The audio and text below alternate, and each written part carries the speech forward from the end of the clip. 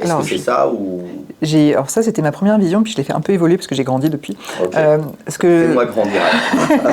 Non, en fait, je rapproche ça maintenant beaucoup du positionnement et surtout de la facilité d'attraper les différents buckets en prenant en compte d'autres notions que le pur commercial qui sont par exemple le produit. Est-ce qu'on a des feature gaps qui vont nous empêcher de closer? Parce qu'en fait, quand on a cette approche, tu sais, c'est le fameux 10, 20, 70, les sales se concentrent sur 10%, BDR 20, 70.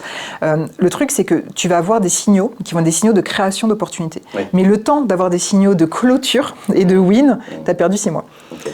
Donc maintenant, je change un petit peu ça en se disant, on va se poser avec le produit, avec les sales, et de se dire, bon, ok, sur tous les verticaux, enfin, tu peux choisir tes ICP comme tu veux, des verticaux, des tailles de boîte, des machins. Quel est le potentiel sur ce bucket? Quelle est la facilité d'y aller?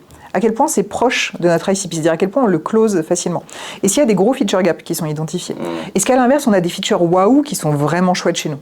Et tout ça te donne une sorte de score global de ton bucket, et après tu tries les buckets, et surtout tu les positionnes dans le temps.